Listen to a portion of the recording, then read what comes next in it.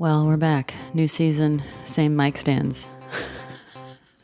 we haven't upgraded our setup in 4 seasons. That's not true. Does this sound as bad to you guys as it does to us? Are you feeling what I'm feeling?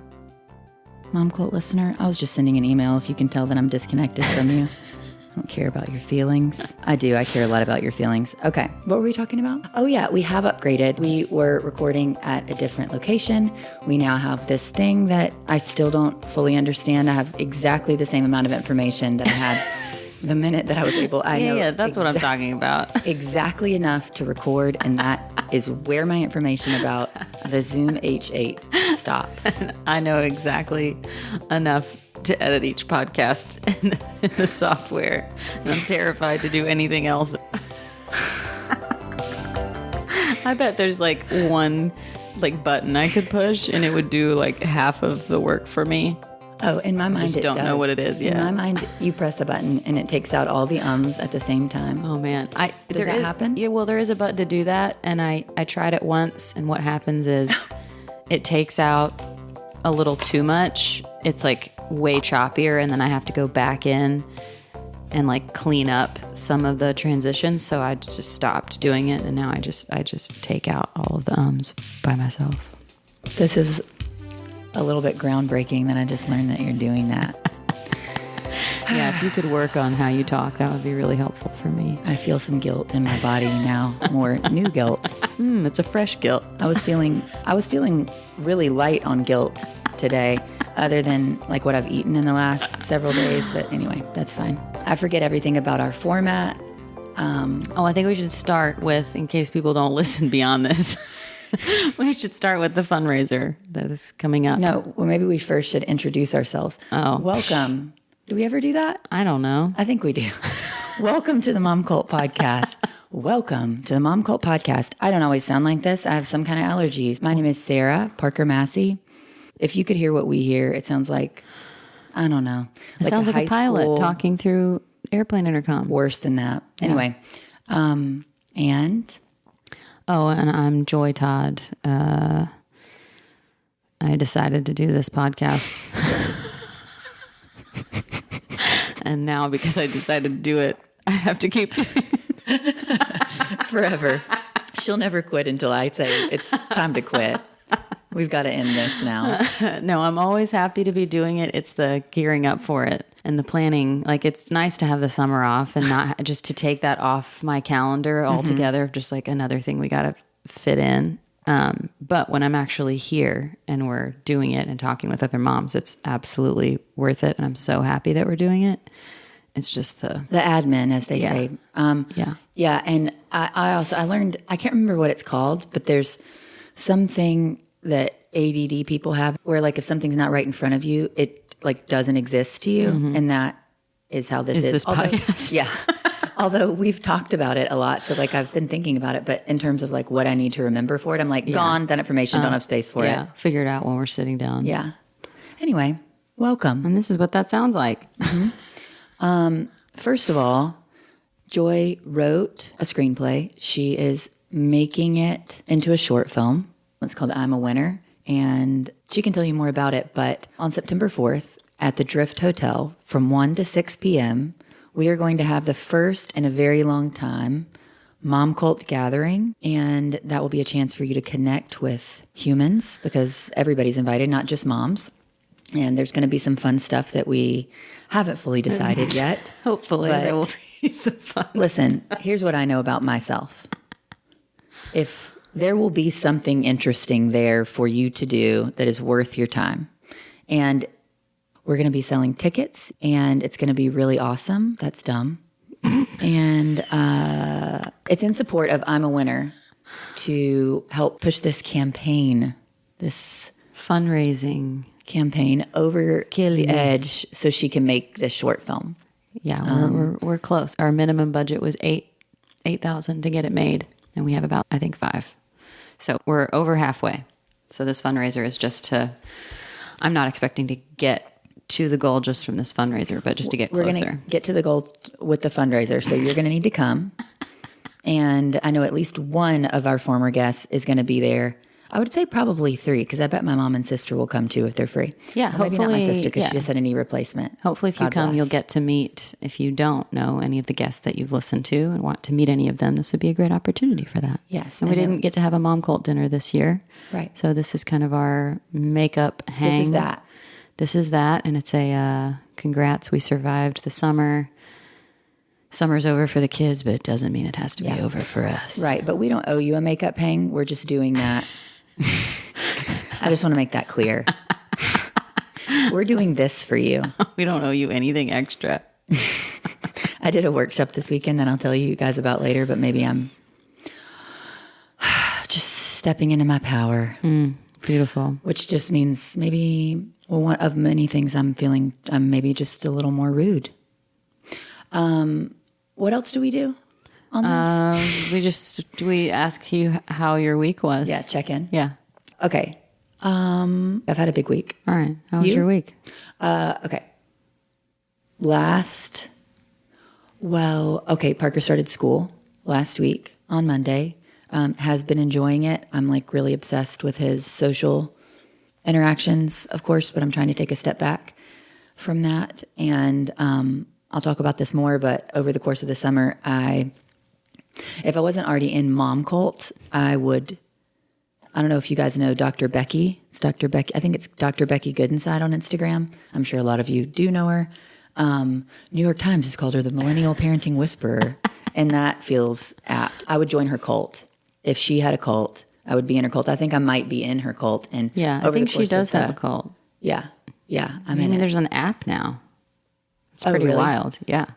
And also like the people that do her, it's as an aside that nobody cares about, her website is just very well done. But anyway, using her tools to allow myself to not obsess quite so much about his social interactions. Yeah. But they've been good.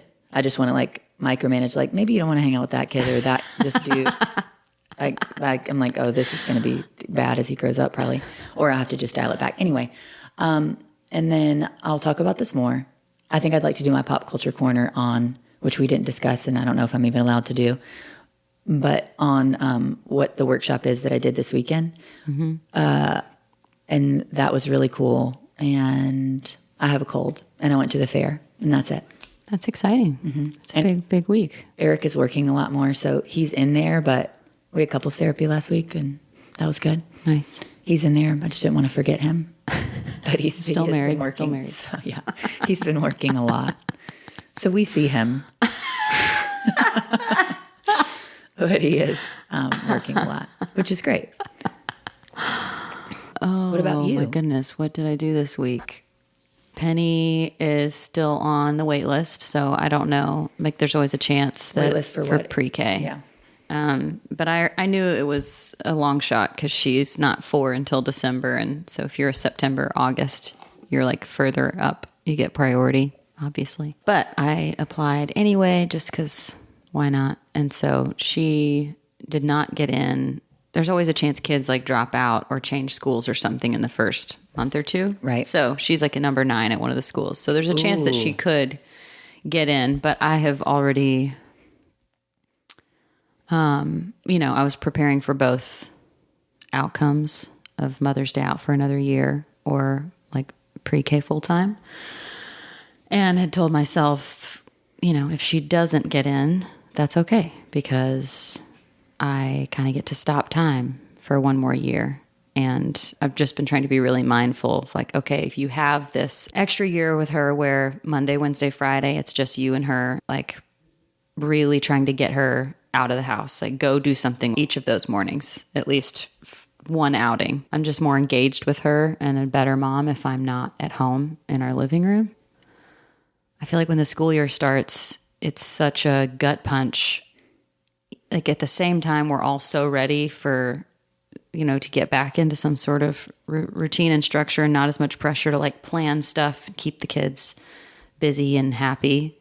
But man, it's like the big chunk on the timeline every year that's like, oh, wow, okay, that kind of wrapped up a whole thing. And now we're starting the next thing and they look older and they're acting older and time is going by fast all of a sudden. And so that feeling coinciding with her not getting in kind of was a little bit relieving. I feel like I would have been a lot more emotional this year if she was going off to pre-K. Yeah. And Ava is in class with all of her best friends this year. So she's pretty stoked about that. And yeah, I've just been hustling on the short film front and trying to raise money. And it's just, I don't know the right adjective. I just keep having to decide things and like make plans. And the whole time I'm doing them in my head, I'm like, I don't want to do this at all. Like, I don't want to do any of this. But I know this is the next thing that has to be done. And not like emotionally, I don't want to do it. I'm excited about making the short film. It's just every step feels very self-involved and me at the center and look at me and help me do this thing. And that is all. It's hard to keep those thoughts away of that's not real. Just keep going. Just keep following the layout of like how these things get done. And so I will just be like checking them off the list. But inside I'm like, I hate this. It's a good exercise for you, but I know. Yeah, it is. I turned 40 this summer. So that's exciting. Somebody at this workshop this weekend, what did they say? I forget. Something great about 40 though. Yeah. That sounds right. It's going to be great. All I know is it's going to be great. The number just doesn't make any sense. But other than that, like nothing about me feels that number. No, well, I mean, in your case, I'm trying to love you through this, but you are aging backwards. It's very frustrating. And it's difficult for me to see, because I'm like, I definitely am not aging backwards. I don't think you're aging. You look exactly the same to me. Well, that's rude. No, I think, I don't know. It depends on the day too. And I don't know. I feel like we all kind of look better. Like when I look back at like Facebook photos, we all look horrible. Yeah. And I feel like we're all like have like a young, like, but kind of puffiness to us. Yeah. Drinking a lot. Yeah. Yeah. But sometimes though, I see pictures and I'm like, damn. Dang.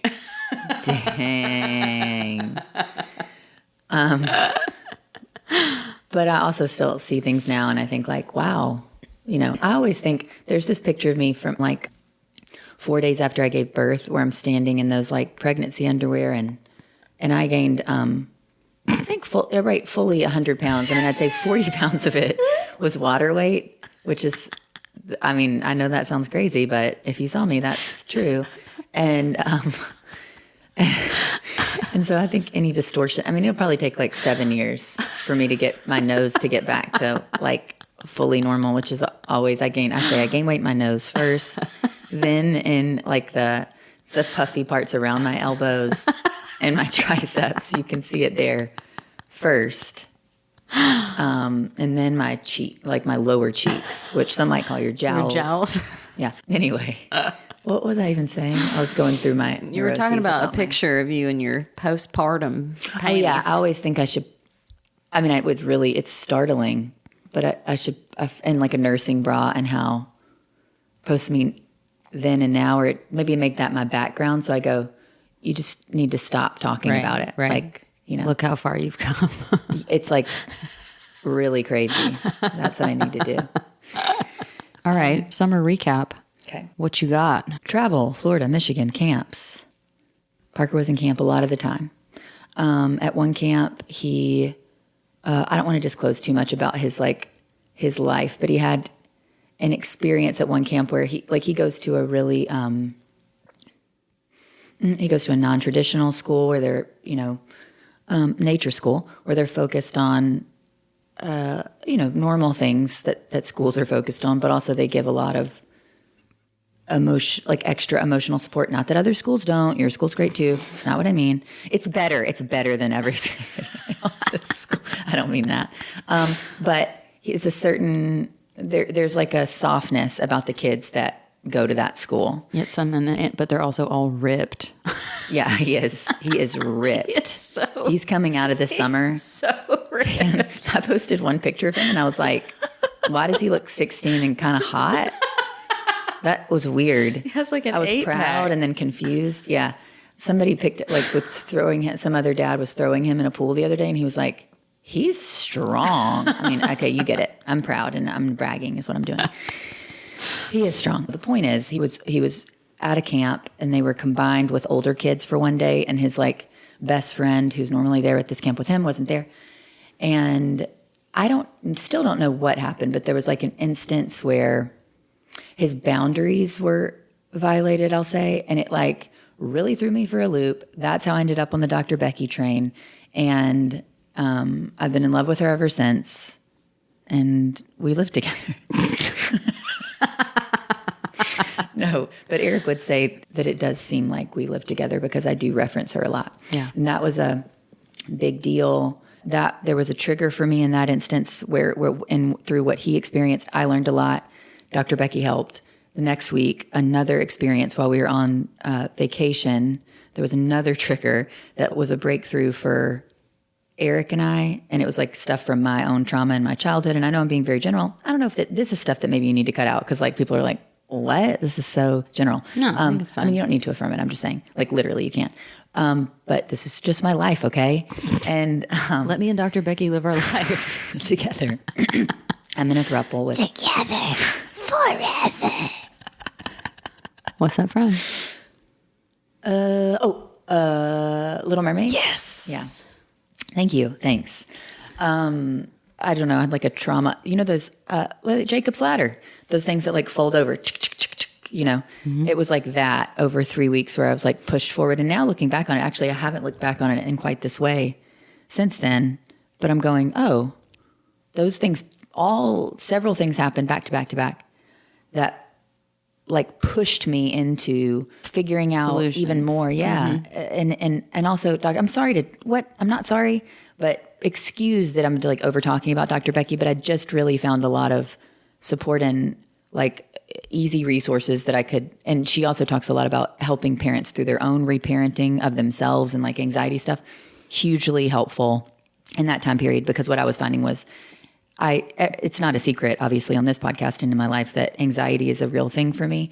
But those things brought it up. I have it pretty relatively well managed. And those things brought it up in a way that it was like, you have to look at this. Mm-hmm. So maybe all that was meant to be. And it felt really, it didn't feel cool at the time, but looking back on it, now it feels like it was helpful. Yeah.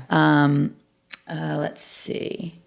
My favorite trips were our Florida trip with our whole entire family, where we all stayed in one house together, which I sounded like it was going to be a nightmare. Yeah.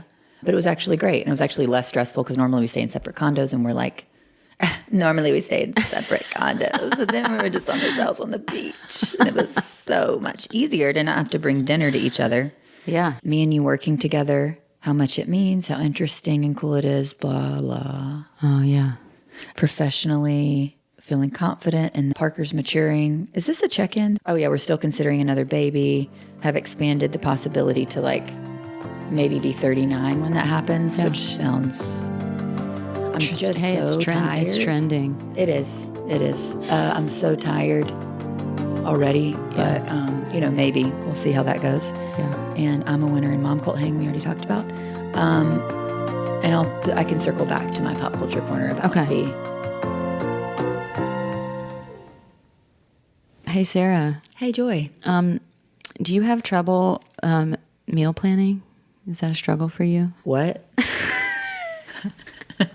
What's that? Huh? I do have this. Yeah, no. Yes, I do have that. I have that issue. Me too. Especially there's like always a one night where we do Blue Apron, but there's always a couple nights a week where we don't have a meal planned. And it's usually a night where we're all trying to eat something together that is affordable and not super shitty, just like some good quality food. And you know what's a really great solution for that we have for all of you listeners out there? What? Is Mr. Aaron's Goods. Oh, yeah. Mr. Aaron's Goods has you covered.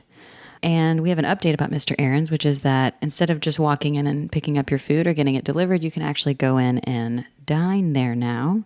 They have new hours. They're open Tuesday through Sunday. You can have fresh pasta, sauces, bagels, schmears, all the specialty goods. They're located at TKO in East Nashville. And they're open 9 a.m. to 2 p.m. weekdays, and then on the weekends, 9 a.m. to noon, or until they sell out. You can also still order online, and if you do that, you can use code MOMCULT for 20% off your entire order. Yeah, and we've been good friends with the owners for a long time. Yeah, they're the best people. Yeah, they're amazing. Give them your money, and they will give you your sustenance. Okay.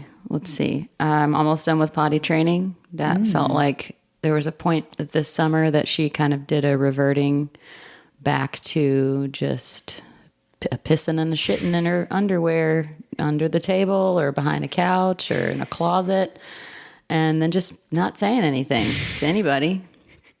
And I don't really know anything that gets my rage escalated faster than that. So I'm very relieved that we seem to be back on track. We're just in pull-ups at bedtime. She's finally started to play in her room in the morning instead of just screaming at me right when she wakes up. Yeah.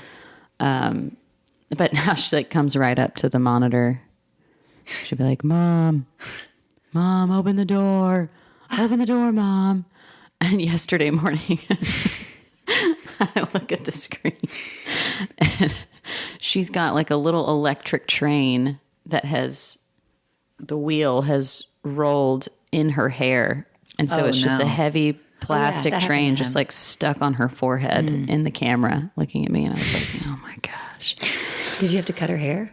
No, I mean, a good chunk of it came out, but Did she cry? No, she actually didn't. She did, but she screams bloody murder when I try to brush her hair. Yeah. Okay. But that's nothing new. Ava she got a phone, which I feel like we talked about on the last season. And that's been going pretty good. We check on it. I'll read through her text messages. There's been one instance where I've had to be like, hey, can you just tell them, you throw me under the bus, be like, hey, my mom checks my phone. And if you guys keep using language, I'm going to have to leave the text thread. I was tell them that. Can you see what she says remotely, or do you have to take her phone and look at it? I just take her phone. We have her leave it in the kitchen every night. So she doesn't have it in her room when she goes to bed.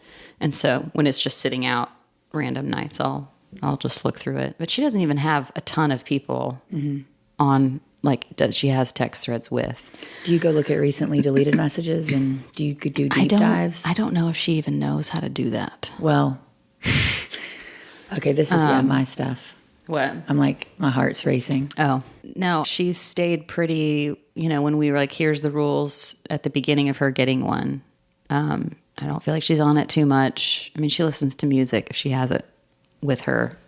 That's usually what she's doing. But speaking of music, the biggest thing with her that happened over the summer is that she got invited to go see Chapel Rowan concert that is in October. Previously, when that album came out and she became really big, and so everybody's Ava's age, and probably all ages really, is obsessed with her now.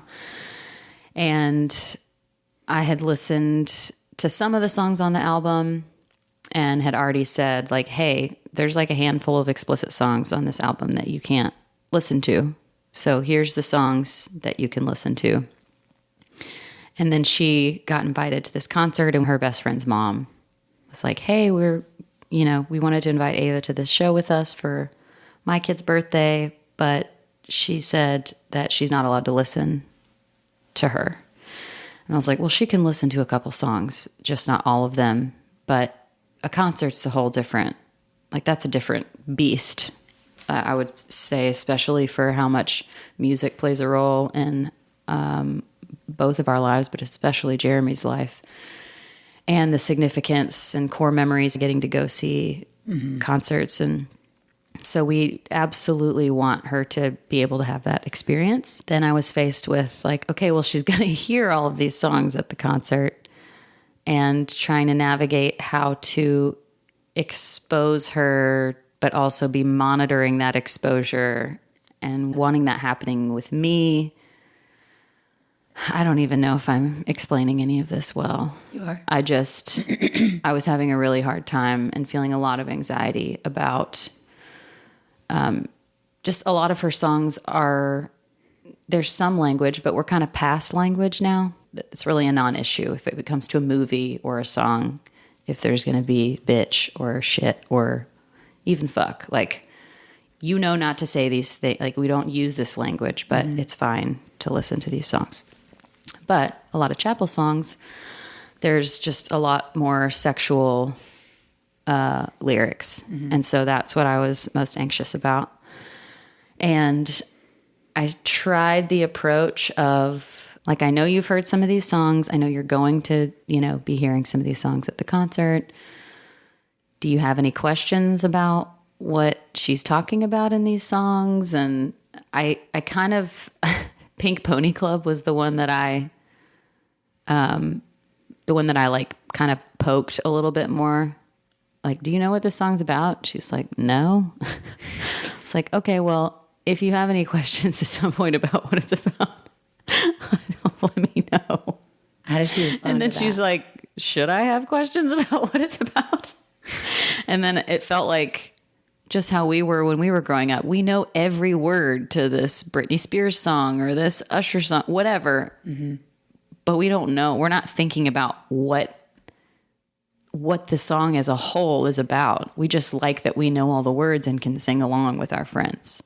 And so I started to notice that the more I started bringing that up, it felt like, oh, I'm creating more attention on this than is needed. Like, I feel like I might be making this worse. So I was like, okay, I'm gonna back off from like asking the questions, and just like, I've just been listening to all the songs with her in the car. So we listened to them together, and there's only one song that I'm like, hey, this song, just please skip over it when you're with your friends. Like, you're going to hear it at the concert, whatever. Anyway, so I don't know, just hoping I'm handling that well. Just the anxiety of like, when they get older and they're out in the world and they've got these friends and these friends are into this thing. So now this thing is in my life because it's in that person's life. And now I have to navigate the rate of exposure that she's getting to different things, and at the same time trying to figure out how I feel about them, and then whatever. It's just feels like that's going to be never ending for a while until they're, like 17, 18. Anyway, I'm also like equally really sad that I won't be at the concert with her and get to like experience that core memory with her, but I also know she's going to be in her own world with her best friend. So I'm excited for her, but yeah, just kind of on edge. Like, you don't know when the next thing is going to enter into your orbit that you have to make a big decision on. It feels different at this age than it did when she was younger, because it's just the stakes are higher. Stakes are higher, yeah. Yeah, okay. When did you, I feel like I've asked you this, I don't remember. When did y'all talk about sex or have that conversation? How old was she? I think she was probably around, I feel like it was either right before Penny was born or around Penny was born. I just had a book. Yeah. And I think we had like read it when she was, I'm sure I ordered it like 6 years before I needed to. Yeah. I've had one for like 2 years. It's weird.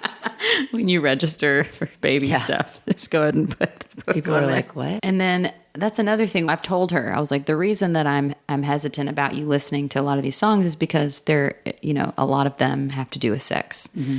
And I was like, do you have any new questions about any of that? Or have you learned any new information? Like, if you get any new information about this kind of stuff at school or hear anything, please just come talk to me about it so I can at least make sure that you have the correct information or can fill in the gaps where whatever.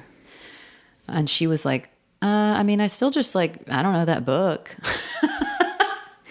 So I feel like she's still just it's still really just the basics.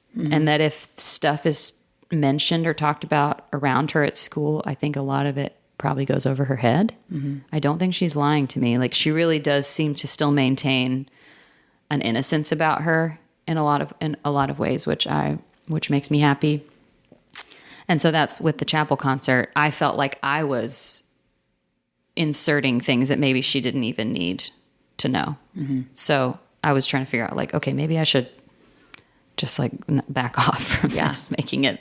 I want to make her more aware of, like, wait, what is these lyrics saying? What is this song about? Right. But I think she still just knows, like, the A, B's, and C's of it, really. My perspective on being a 12-year-old girl is so skewed. That it's crazy. Yeah. You have a 12-year-old almost. I know. You're doing great.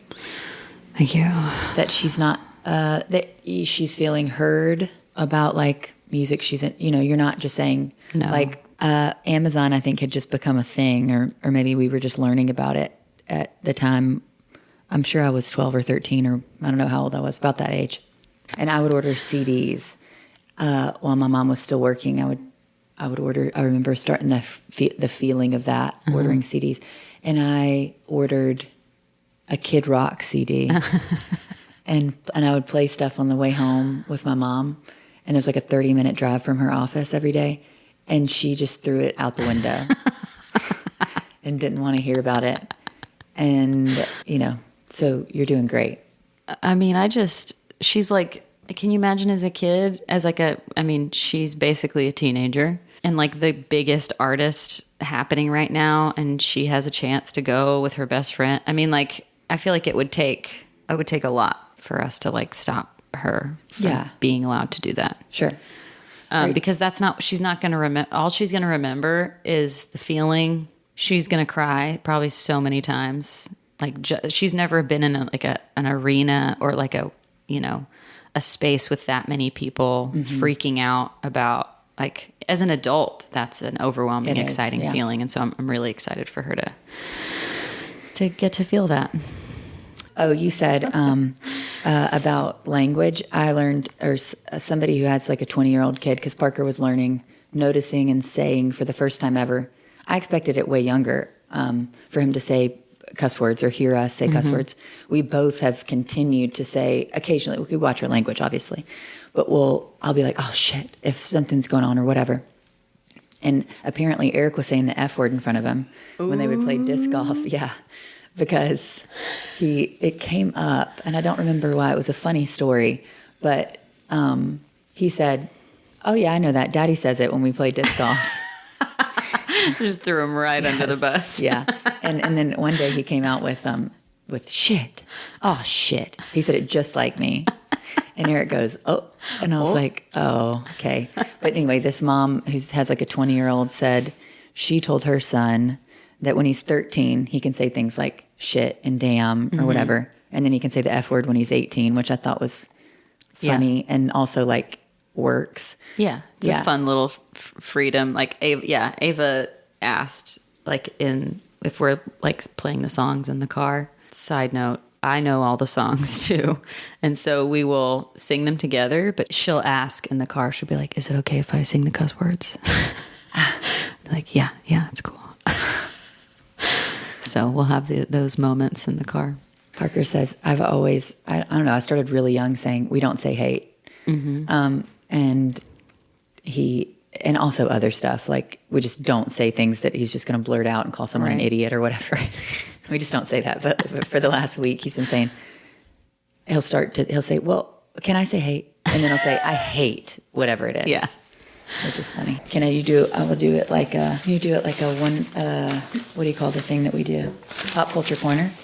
Can you do a timer? Pop culture. You want me to set a 1-minute timer for what you're about to say? Just for me to describe what I did and what the workshop was. Okay. And then I can, I don't know, we can talk about it a little bit more. Okay, ready? Wait, I'm sorry. Do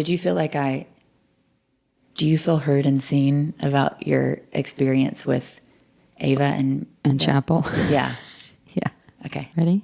Yeah. Okay. My therapist learned a new thing and practiced this method on me a few times called Healing Touch. And it was so interesting and weird and effective that I was like asking so many questions, I guess, that she suggested that I take the first course on it. One of the people that's been practicing it the longest in the country, or maybe the world, lives here in Nashville. Her name's Bonnie Johnson, and she teaches classes on that. So I've been trying to do that. And I went and did that this weekend. And I'll tell you that Healing Touch, this is one of the first steps that we read. Healing Touch is a relaxing, nurturing, heart-centered biofield, in parentheses, energy therapy. Gentle, intentional touch assists in balancing physical, mental, emotional, and spiritual well-being, blah, blah, blah. Creating coherent and balanced energy fields, supporting one's inherent ability to heal. Safe for all ages, works in harmony with and may be integrated with standard medical care. And that's pretty good. Nice. Okay. And so I've been excited about it. It was like difficult, obviously, to get an entire weekend from 9 a.m. to 6:30 p.m. covered. And I also was like, in terms of childcare and stuff. Yeah, and that's the first thing I thought when you were like, I'll be in this workshop from this time to this time. I was like, oh, damn. Yeah. What strings did she have to pull to make this possible? Yeah. And another aside about that is that my mom had mold in her house. And so she was supposed to keep Parker the afternoon to overnight, like half the next day, but couldn't. And that worked out fine, whatever. But I had to figure that out like 4 days before. Also, he's been like staying going to that house every day not every day, sorry. Like a lot. Okay, what's the point? It's, as it is, hard for me to not do like a play-by-play. Let me think of how to hit the high points, which maybe I should have done already. Joy. Sarah. I think it was like 2 weeks ago. Parker started using a booster seat. Big moves. Yeah. And his legs kind of sit slanted down. So I put this breakfast box with his eggs and like Cheerios and stuff in it in his lap on the way to school, which is teaching him terrible habits. But I digress. It spilled on the floor. And I tried to clean it up with my at-home like handheld vacuum. And I was never a person before we both worked at Camel Express. I was never a person who washed my car. And I didn't understand really the value of it. But the vacuums at Camel Express are bananas. We have glass cleaner infused microfiber towels that you can wipe up that stuff that is underneath the seat. Or inside the cup holder. Right. And in 2.5 minutes you can go through the whole wash. And then in 5 minutes, because of the power of the vacuums at any of the 5 locations in and around Nashville, you can really like clean your whole car. I mean, to the level that I'm accustomed. I see some people there like really doing it. Oh yeah. But there's like it's like their thing. Yeah. And I get that. I support it. Good job. So if you, Momcult listener, would like to get your first wash at Camel Express for free, just text code MOMCULT to 22322 and we'll send you a free wash on us and you can try us out. And you can find your Camel at camelexpress.com/locations for sure. I think there's another sub thing. And we have a deal going on until October that you can get any unlimited plan for $9.99 for the first month. Then do that because it's literally... you could get like the best wash that they offer for a whole month and then just cancel if you want for $10. I'm not supposed to say that, but you can. Insider trading, don't... You can just do that. For the moms. Don't tell anybody we said that. They need a break. They need a break where they can find it. Yeah. They've already stopped listening. They've fast-forwarded through this whole ad. Ugh. Oh my God. Okay. All right. Thanks, guys. Okay, bye. It was like it felt like a big deal. I'll just be vulnerable. Like I went to a couple of years ago, I think I talked about it on the podcast. I'm sure I did. I went to see Frank Castellano, the psychic here in town. And among like many other things, he said that I have my third eye and maybe he said crown chakra, which makes more sense, having like a little bit more information about that stuff or not. I don't know. Okay. But that it's like more open, right? It's like open all the time, or like it's very open to the spiritual realm, but that I'm scared of it. And then I close that up. And he said, I want to listen back to that now, that I won't ever open that up because it scares me, which made sense in the context of my life. And I've just but since he said that, thought about it a few times and then maybe more and more in like the last couple of months for whatever reason, because things keep coming up that make me wonder about that. Not like I'm seeing ghosts or something, but like just feelings or maybe my therapist saying stuff about stepping into your power. I don't know. I feel like you get feelings about people sometimes, though. Yeah, like intuitive things like good or bad or whatever. And thank you. You're so welcome. Witch.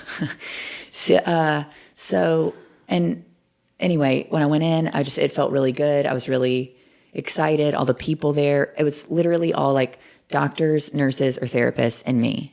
One lady who just had been a healing touch practitioner for like 30 years and was like a magical human, but she also was like a fiber artist. But that was the only other person who wasn't like an actual medical person, but she's been It's like adding this into their toolkit. Totally. Yeah. And it's a medically backed, it doesn't, I feel like maybe it does. It doesn't really make that clear in that little blurb that I read from this book about healing touch, but that we had to get for the class. But it is like medically backed, modality. They're practicing it in cancer treatment centers, and a lot of these people are practicing it in hospice centers. And obviously I'm receiving it at my own therapist and for like emotional stuff. Also, if you'd like to know more about it, what is it? healingbeyondborders.org, I think, is the website of it. I mean, no offense, sorry if anybody from that organization hears this, but Not great.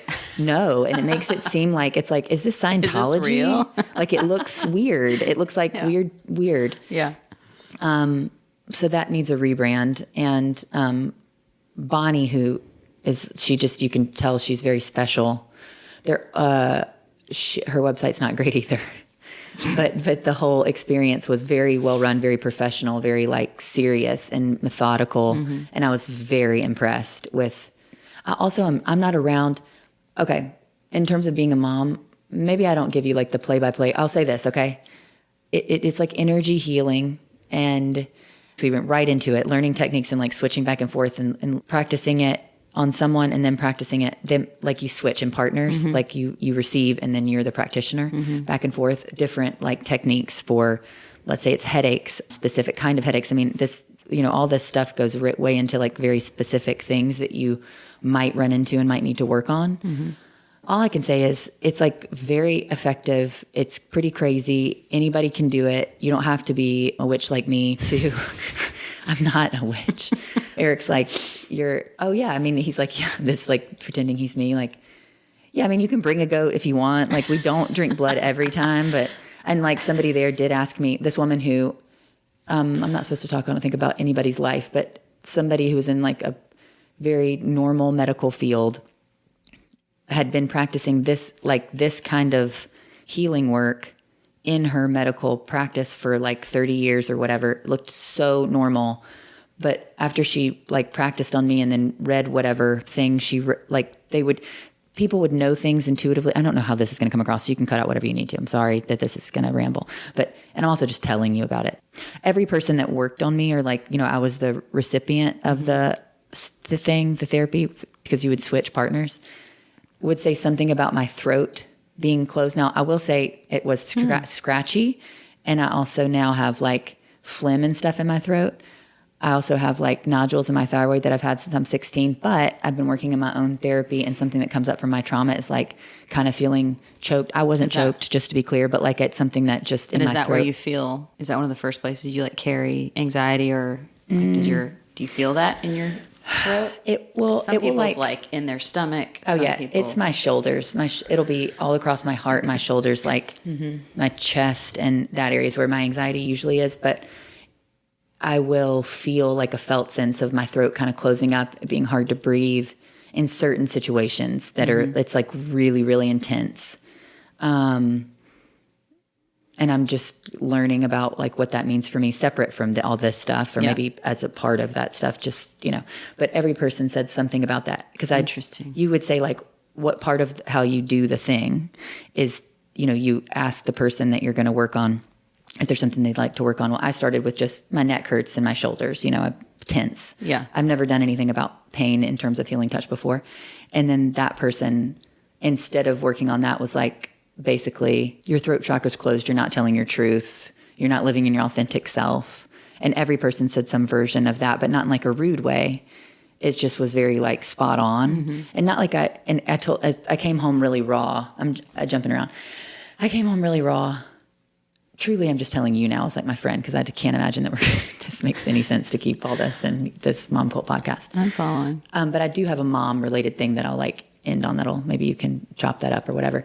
But I came home, I didn't really realize like what I was feeling. I just felt excited. I felt really tired, and I like started to over process externally, which I know better than to do, but I didn't realize that it like, I don't know, it had done whatever it had done to me, which was just make me very, very, very open. I mean, like, and if you come home and you tell your husband, like, what you told me was I'm just not living in my authentic self, that probably feels offensive, but I didn't register that. And just that he balked at that I was so reactive, and I didn't really understand it at the time. Like really defensive.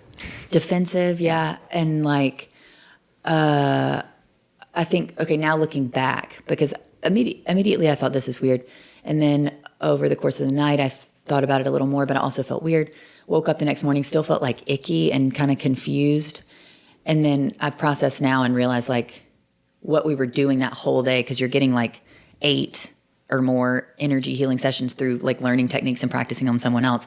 I was just like so energetically open, that so sensitive when I'm already so sensitive, and not like having an understanding of that. And selfishly also, because he really wasn't questioning the validity. He was more saying like, are you saying you're unhappy with your life? Like you're not authentically living in your life with me? And just that, which of course he asked that. Right.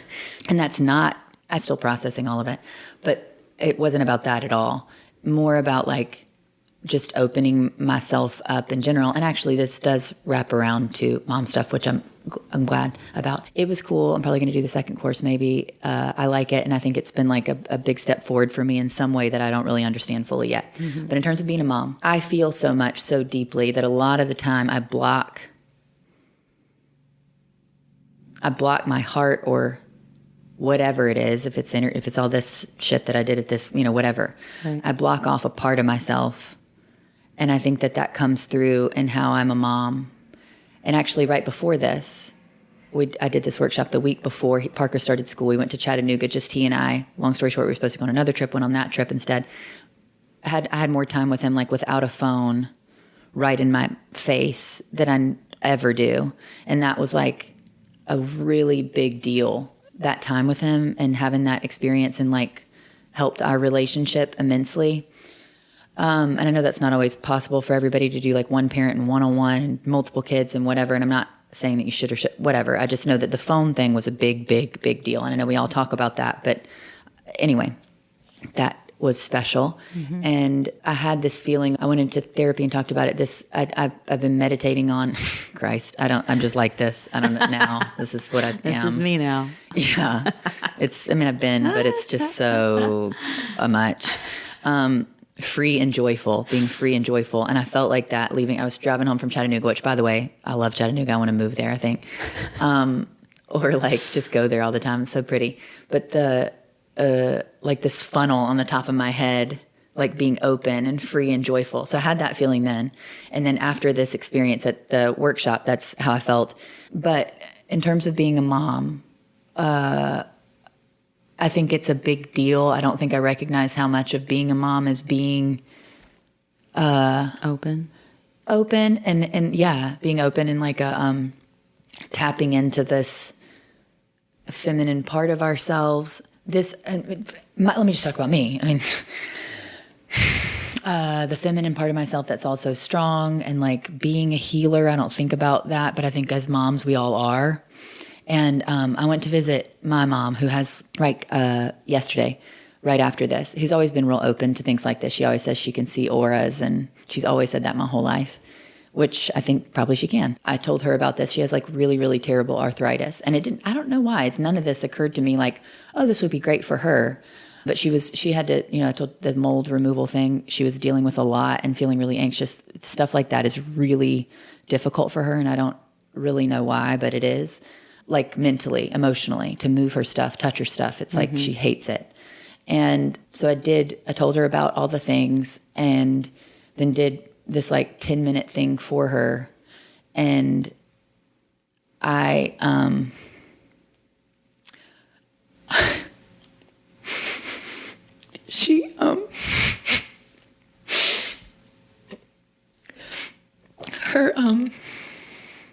her feet have always really bothered her.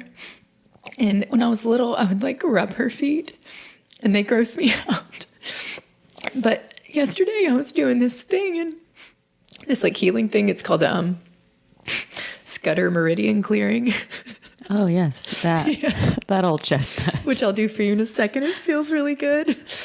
It's just like fun and fairly quick and nice. But anyway, I did that and she said it helped a lot. And that part of it is that you touch someone's feet. And I saw that her toenails were really long and I offered to clip them. And I just realized like I would never do this. Like because of whatever I did at this, I opened up a part of myself that I don't know how else to say it. I hope I find a better way to say it than like is open to healing or something or like, I don't know. Or like, because that, if you're open to that, it surpasses like the things that might gross you out or like maybe, yeah. It felt like, I was like, it didn't all even. Like the blocks that would stop you from doing that. Yeah. And I don't know if that's the being open or like seeing women that this is all that they do. Right. And I just, that was really special. And that's like a whole edge of this that I didn't consider, but connecting with my mom in that way is special. And I don't know if I need to put like a bow on it, but I think it was good. Yeah. And I don't know if I made a point about, I mean, sort of, you get it. It's really sweet. Thanks. It sounds like that was were you emotional in the moment? Doing it with her? No, not at all, which was interesting too. Is this the first time you've gotten emotional thinking about it? A little bit this morning on the way to school, I thought about it and just kind of felt that. And then I don't know if I did right after I left there. And I haven't talked about it yet. Yeah. But she knows me and she knows that, but we didn't talk about that. Mm-hmm. But she also like said the thing that I did was really like, cause she was feeling really anxious, it like released that stuff. Mm-hmm. So I don't know, but I know I don't need to understand it. That's something else I'm learning is I don't have to understand to trust. Well, I think there's just something so special too about, just like when we had our moms on here, just the process of like you're born from your mom and then when you birth your own children and then you kind of circle back to your own relationship with your mom in like a totally different way. And obviously everyone's story and relationship with their parents is different, but really just women, how birth and caring and all of that, it just seems so cyclical between women. Like there's definitely something really special about women serving women. Mm-hmm. I don't know. There's just like this known, like, that you're going to receive while you're giving, like simultaneously.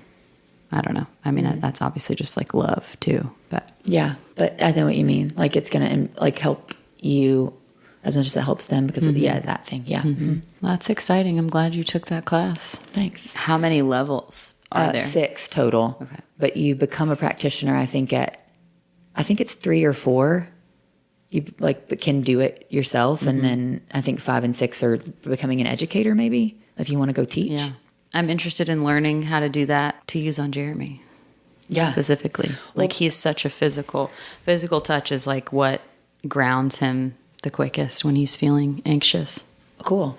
Okay. Well, there's a lot of things. Learn some tools to. Yeah. And there's also like I've been doing like little things from receiving it for like over a year for sure. And I have a lot of the like little things that you do just from receiving it. So my point is I can just show you things and then you can do those things and you can't, as far as I know, you can't like break something. Right. Cool. You should just, at the pool party fundraiser on September 4th.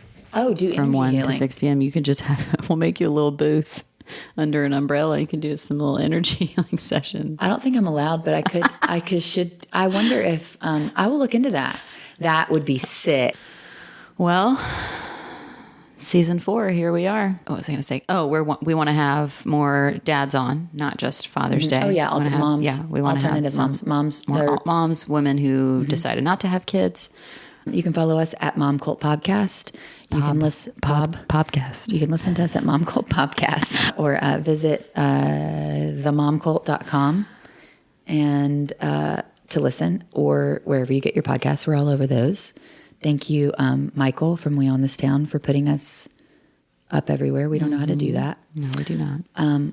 We could learn, but why? I'm not manifesting that either. That'll be a different chapter of my life. You can follow Joy's short film at I'm a Winner Short Film on Instagram.